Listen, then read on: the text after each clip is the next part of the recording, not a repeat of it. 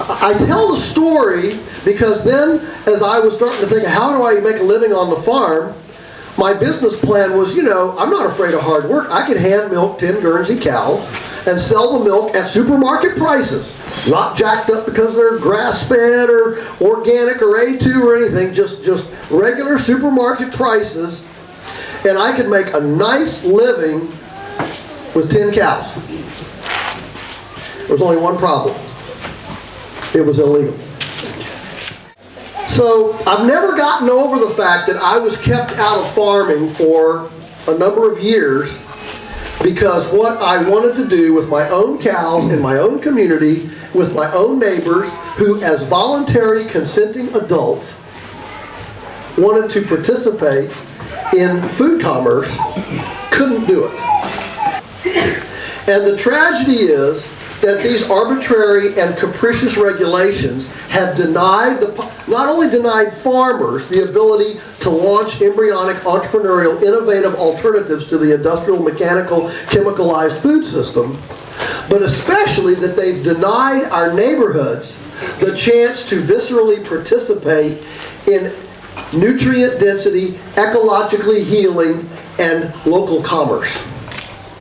In that 2 years, I've heard so many stories like ours. So you're going to hear from some of them in a moment. You're going to hear Elgar's story of 2 years of being shut down by the regulator without a single food safety incident. You're going to hear Moorview's story of being shut down from their herd share, of providing raw milk to their herd share community who own the cows. They milk them for them. And you're going to hear from Joe Stritch, who was demanded to stop farming. Our next three farmers are basically going to talk about the fact that unfair, inconsistent, scale inappropriate regulation and planning has created real problems for people here in Australia, as Tammy mentioned. It's real. The way through this situation is to stick together and,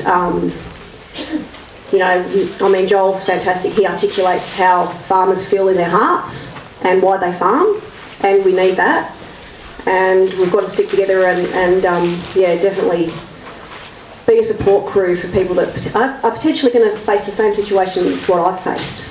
And it's not a fair situation. And to sell your farm that you've been at for 16 years, all your memories are there. You've had animals for years that are buried there. That's a hard thing to leave behind.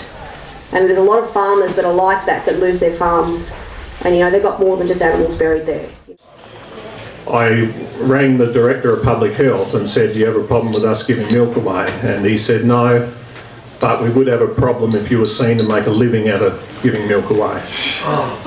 And that, he's going to forever rue saying those words because it just shows it's not about health. If it was about health, they wouldn't want me giving it to anyone. But it's all about business. The lawmakers have really forgotten the consumers. And the Farmers Federation and all of them have forgotten the consumers too. As soon as consumers come up and say, we want to have a better treatment of the animals or of the cows or the pigs or whatever, they say, oh, those stupid consumers out there, they don't know, they need to be told how they have to be served with the food. But these are also three stories of resilience. These are the farmers you're going to hear from. They're all still farming. They're the fighters. They're like everyone who's actually here, who's like, we're not giving up. We're not walking away. We're not letting the big agriculture. We're not letting the duopoly. We're not letting corrupt government officials. We're not letting these people determine what we can grow and who we can feed it to. It's time to turn it around. There can be no true food sovereignty without family farms and small-scale producers. All we need is transparency and trust between farmers and eaters. Safe, fair, scale-appropriate regulation, not burdensome red tape and illogical planning laws. We need to reclaim the narratives of normalcy around buying direct from the farmer. Imagine a world where we as consumers could choose the food we knew was good for us without fear of recrimination or loss of supply. Imagine a world where small family farmers could provide clean, ethically grown food in an economically viable way without fear or recrimination or bank-busting fines. Why isn't this front page news?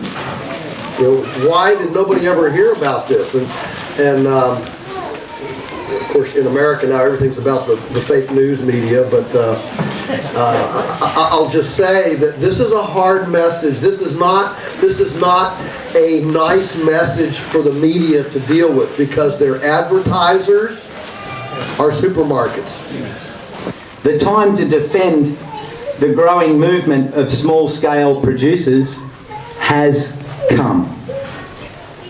In this year, in total, we've raised, it's actually approaching $70,000 for the Legal Defence Fund.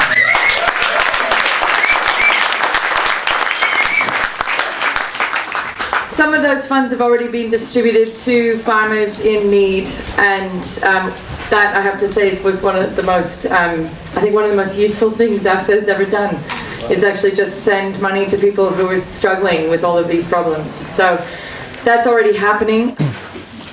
And so I implore all of us to join in and lock arms together in solidarity to preserve freedom of choice, to preserve embryonic innovative development, to preserve the access of a farmer to his neighbors, and to preserve choice in the food system. That's what we're here about. And it's just a delight and an honor and a privilege to be able to spend this time with you, to encourage you, to whip up the troops, as they say, and to encourage you in this great sacred mission. It is a sacred mission. God bless all of you. Thank you so much.